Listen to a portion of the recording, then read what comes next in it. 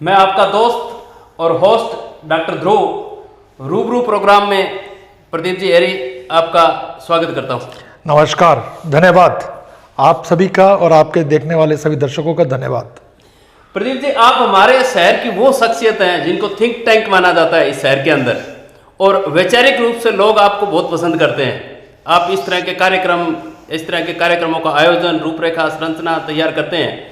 तो आप राजनीतिक व्यक्ति तो नहीं हैं, परंतु जिस प्रकार की एक्टिविटीज आपकी चल रही है तो जनता आपको राजनीतिक तरीके से आकलन करने का प्रयास कर रही है। तो आप इस विषय पर क्या बताना चाहेंगे? देखिए, सामाजिक हो या राजनीतिक, जनता ही एक वो जगह है, जनता ही है जो आकलन करती है, और जनता ही है किसी को कहाँ पे बैठाना है, किसी को कहाँ पे लेके जाना है, वो तय करती है। आपने बिल्कुल सही बात कही। वैचारिक बातें जहाँ तक हैं या वैचारिक क्रांति की बात है, ये आज के दौर में बहुत ज़्यादा ज़रूरी हो गया है, क्योंकि हम लोग कहीं ना कहीं वैचारिक तौर पे हम भटक रहे हैं। हम लोग हमारा कई कार्यक्रमों के द्वारा, और अभी हमने मरुद्रा विचार मंच का गठन भी इसी को लेके किया था, क्या लोगों के अंदर वैचारिक सोच को उत्पन्न किया जाए, वो तय करें उन्हें क्या देखना है, क्या नहीं देखना, उन्हें क्या करना है, क्या नहीं करना। अपना शहर थोड़ा छोटा होने के कारण यहाँ पर इस तरह के आयोजन बहुत मुश्किल होते हैं, बहुत दिक्कतें होती हैं। भविष्य में भी हम इसी एक रेखा के ऊपर चलेंगे। हम प्रयास करेंगे कि ऐसे लोग पूरे देश से जो वैचारिक तौर पे बहुत माने जाने हैं, जिनके विचारों को लोग सुनने के लिए तरसते हैं, वो लोग हनुमानगढ़ में आएँ और हनुमानगढ़ के लोगों से रूबरू हों। ये जनता को तय करना है, वो किस तरह के लोग देखना चाहती हैं। वो लोग देखने के बाद वो हमारे लिए ताली बजाना चाहती हैं, नहीं बजाना चाहती, या हमें वो किस रूप में देखना चाहती है, ये जनता तय करेगी। मैंने आपको गैर राजनीतिक व्यक्ति बोला, परंतु आप तो गैर राजनीतिक व्यक्ति नहीं हैं, क्योंकि भाजपा नगर मंडल अध्यक्ष भी हैं और वर्तमान समय में आप खुद पार्षद भी हैं शहर में, और शहर की राजनीति वर्तमान समय में बड़ी गरमाई हुई है। तो इस विषय में आपके भारतीय जनता पार्टी के बारे में क्या राय है? अब की बार बहुत सारे टिकटों के दावेदार हैं, वोटर्स से ज़्यादा टिकटों के दावेदार दिखाई दे रहे हैं अब की बार हनुमानगढ़ विधानसभा में। देखिए, आपकी बात सही भी है और मैं उसमें कहीं ना कहीं संशोधन भी करना चाहता हूँ। मैं सामाजिक व्यक्ति पहले हूँ, राजनीति साथ में है, पर राजनीति और समाज दोनों अलग अलग लेके चलता हूँ, कभी दोनों को मिला के नहीं चलता। भाजपा का प्रतिनिधित्व करता हूँ, भाजपा के लिए नगर मंडल अध्यक्ष हूँ, भाजपा का ही मैं पार्षद हूँ। तो भाजपा की जो मैं अपने मंडल स्तर की बात में रख सकता हूँ, हनुमानगढ़ स्तर की बात में रख सकता हूँ। दावेदार बहुत हैं, पर ये जनता तय करेगी किसको आगे करना है। पार्टी हाईकमान तय करेगा किसको आगे करना है। हम लोग पार्टी के एक कार्यकर्ता हैं, पार्टी के सिपाही हैं। हमें जो निर्देश मिलेंगे हम उसके साथ खड़े हैं। पार्टी में पूर्व प्रत्याशी की अगर मैं बात करूं तो डॉक्टर राम प्रताप प्रबल दावेदार थे, परंतु अब की बार जैसी आशंका जताई जा रही है कि उम्र के तकाजे को देखते हुए हो सकता है कि वो पार्टी के दावेदार नहीं हो। इस परिस्थिति में अगर किसी अन्य को दावेदार बना दिया जाता है तो क्या संगठनात्मक रूप से पूरी पार्टी उस व्यक्ति के पीछे खड़ी दिखाई देगी? देखिए, क्या है, किसी भी राजनीतिक पार्टी में दो चीज़ें एक साथ चलती हैं। एक होता है संगठन, एक होता है उसका राजनीतिक नेतृत्व। परंपरा के अनुसार जो भी चुनाव लड़ता है विधायक का, वो हारे चाहे जीते, वो राजनीतिक नेतृत्व होता है 5 साल के लिए, अगले 5 साल के लिए। उस हिसाब से देखें तो डॉक्टर राम प्रताप हमारे राजनीतिक नेतृत्व हैं। संगठन की दृष्टि से देखें तो हमारे जिलाध्यक्ष हमारे नेतृत्व हैं। दोनों नेतृत्व आज की तारीख में पार्टी को यहाँ पे संभाले हैं और पार्टी को चला रहे हैं। हमारी प्रदेश स्तर की पार्टी को तय करेगी आने वाले 5 साल वो किसको जिम्मेवारी दे रहे हैं। वो जिसको भी जिम्मेवारी देंगे हम बिल्कुल साथ हैं। पूरी की पूरी पार्टी आज की तारीख में कमल निशान के साथ है, पूरा का पूरा संगठन कमल निशान के साथ है।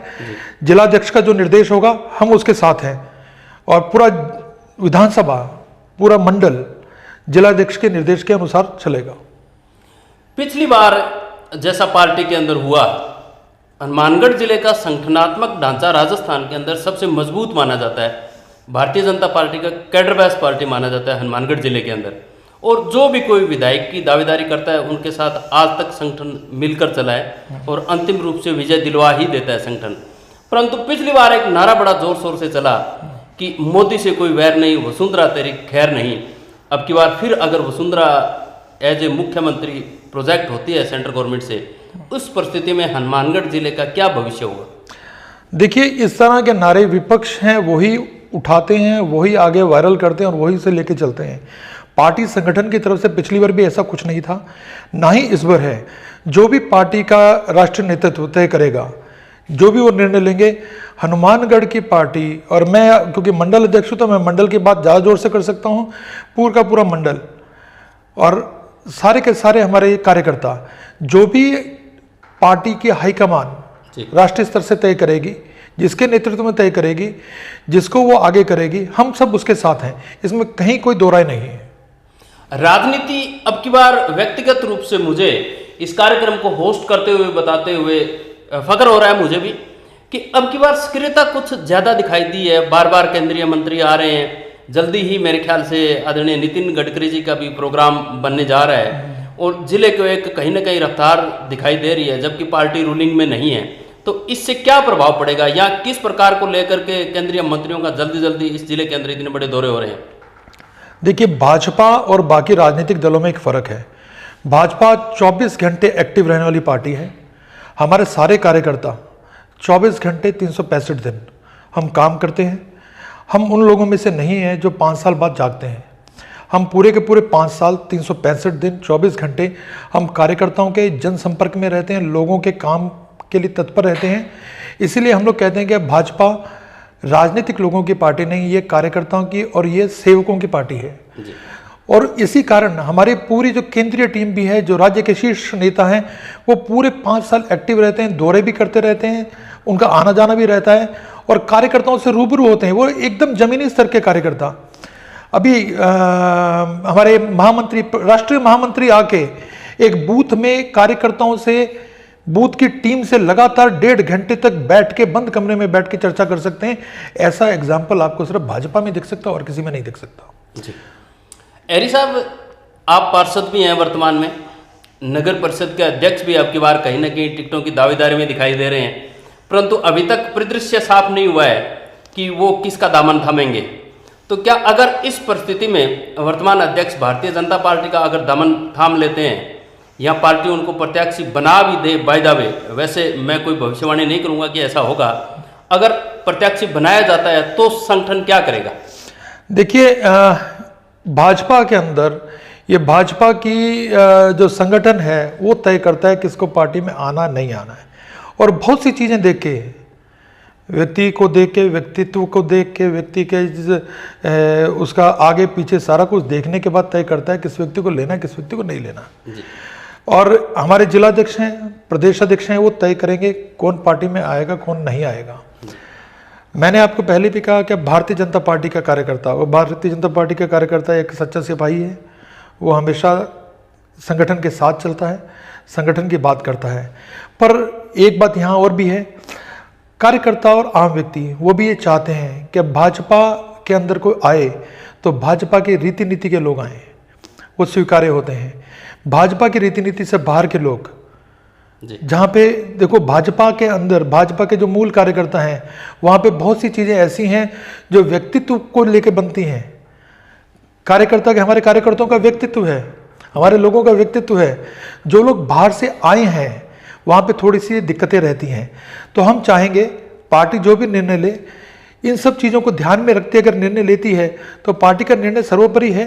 पर मुझे लगता है क्योंकि पार्टी बहुत सी चीज़ें देख के निर्णय लेगी, तो क्या निर्णय लेगी इस पे आज की तारीख में मैं सीधा स्पष्ट टिप्पणी करूं वो उचित नहीं है। जी, आप बड़े शालीन और सभ्य शब्दों में सब कुछ कवर कर देते हैं। मैं आपसे पहले पर्सन में पूछ भी चुका हूं कि आपने शहर के अंदर गतिविधियां प्रारंभ कर रखी है। आपने वैचारिक संगठन का भी पुष्पेंद्र कुलश्रेष्ठ श्रेष्ठ जी को बुला करके कार्यक्रम करवाया। वर्तमान में आपने अभी कुछ दिन पहले एक कवि सम्मेलन भी आयोजित करवाया। तो ये किस तरफ इशारा कर रहे हैं आपकी राजनीतिक मंशा को लेकर? देखिए, मैं राजनीतिक मंशा, जहाँ तक बात होती है, जो भी राजनीतिक कार्यकर्ता होते हैं, हर एक व्यक्ति सक्रिय रहना चाहता है, हर व्यक्ति आगे बढ़ना चाहता है। पार्टी मुझे, हनुमानगढ़ की जनता मुझे क्या दायित्व देगी, मैं उस दायित्व से खुश हूँ। पार्टी मुझे जो दायित्व दे रखा है मैं उससे खुश हूँ, उस पर काम करता हूँ। भविष्य में जो दायित्व मुझे देगी, मुझे उससे कहीं कोई किंचित भी कहीं दिक्कत नहीं है। मुझे जो भी दायित्व दिया जाएगा मैं उसे संभालने के लिए तैयार हूँ। ये सब जो कार्यक्रम हुए, पुष्पेंद्र जी का मैं बहुत बड़ा फ़ैन रहा हूँ और मैंने उनको लगातार 2-3 साल चेज़ किया इस कार्यक्रम के लिए जी।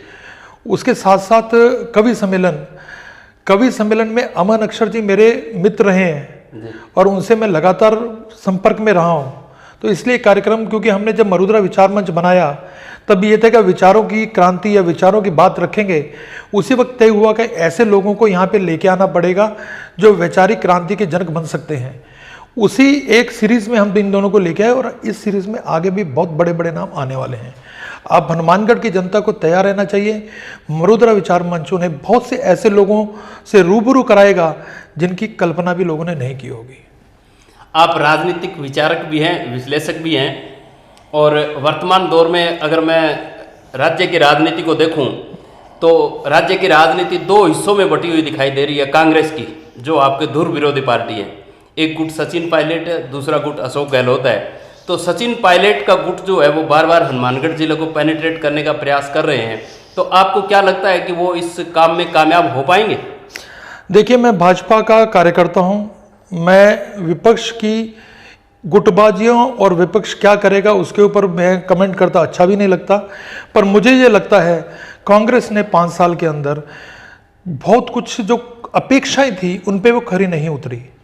शुरू से ले लें, अगर किसानी की बात करें तो किसानों का लोन माफ़ करने की बात थी, वो नहीं कर पाए।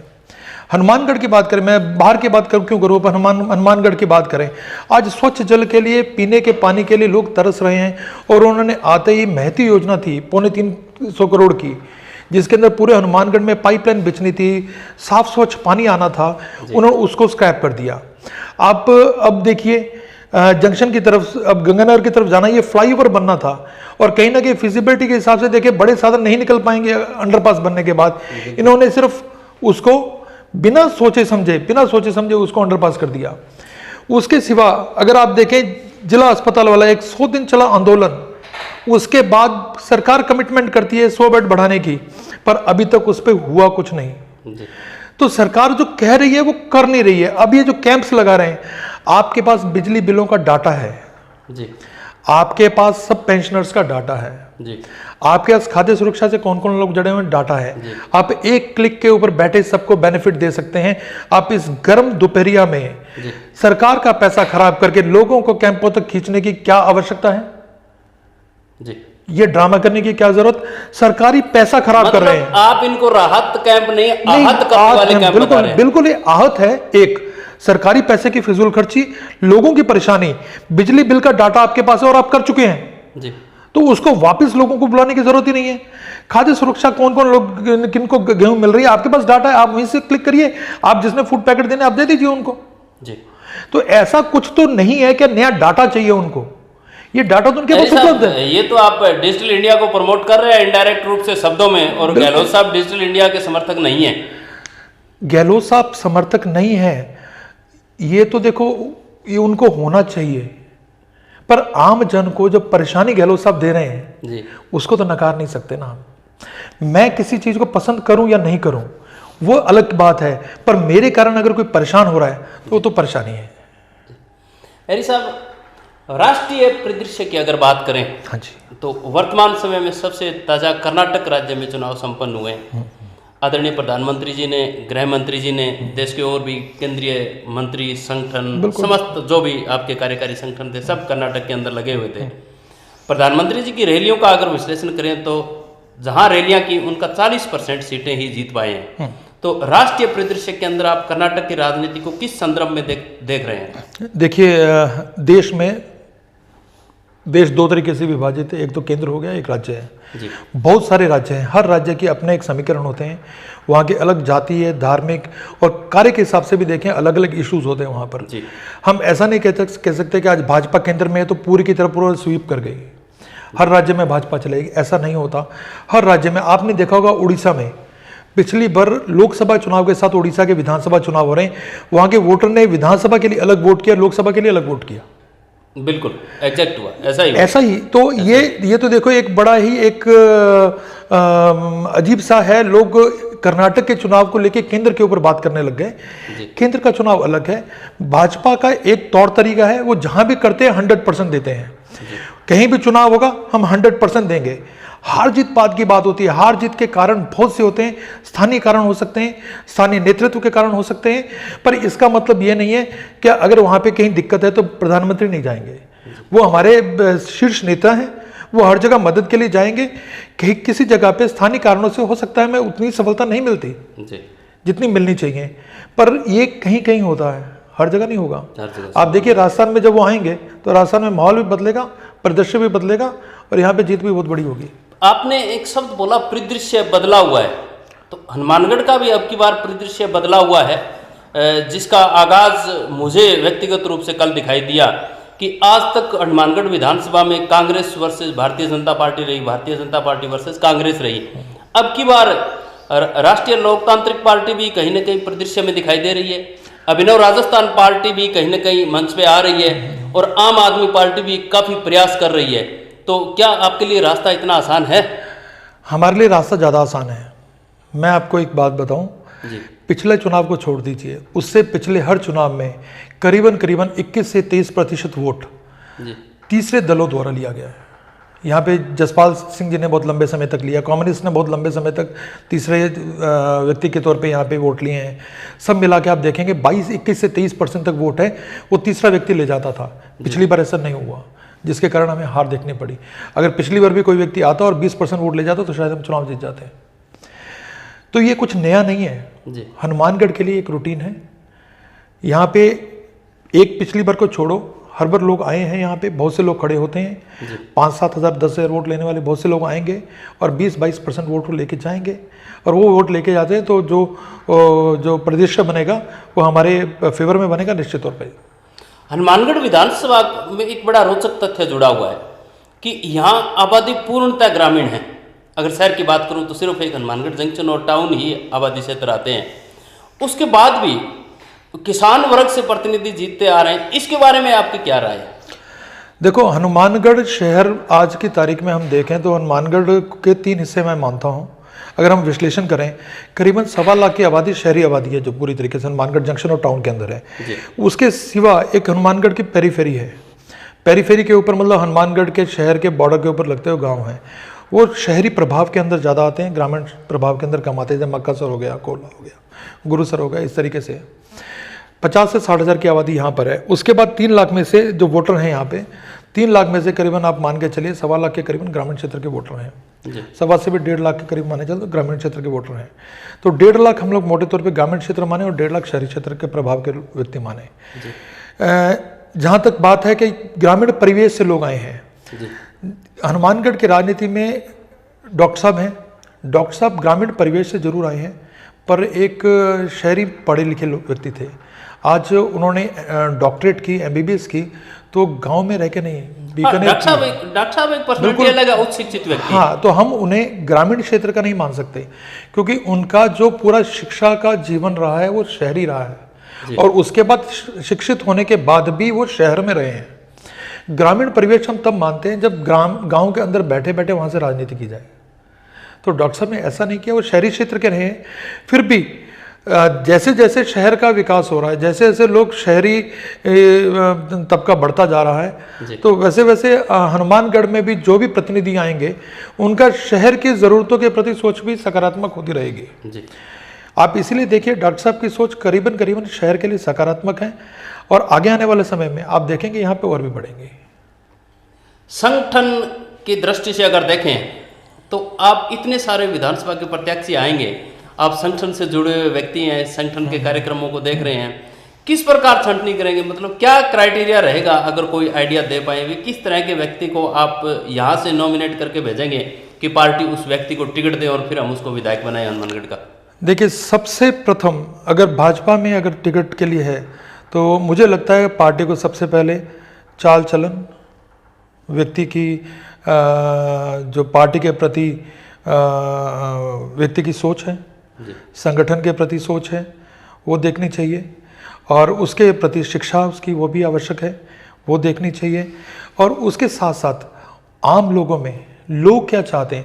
देखिए, विधायक बनना या नेता बनना, पार्टियां टिकट देती है, नेता कौन बनाता है? वहाँ की जनता बनाती है।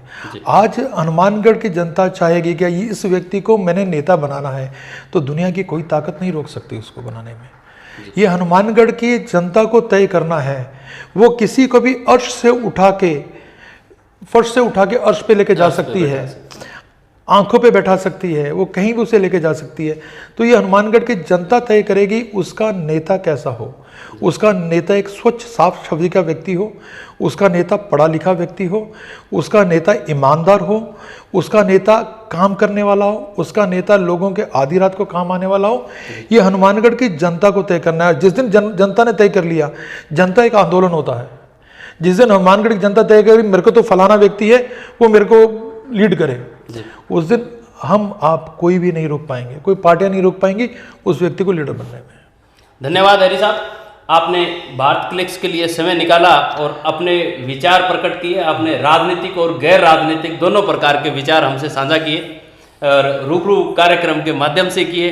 उम्मीद करते हैं जनता इससे लाभान्वित होगी और आने वाले समय में आपकी पार्टी की कार्य नीति रीति को समझेगी और अपना मतदान करेगी और प्रत्याशी चुनेगी, जिससे शहर का सर्वांगीण विकास हो सके।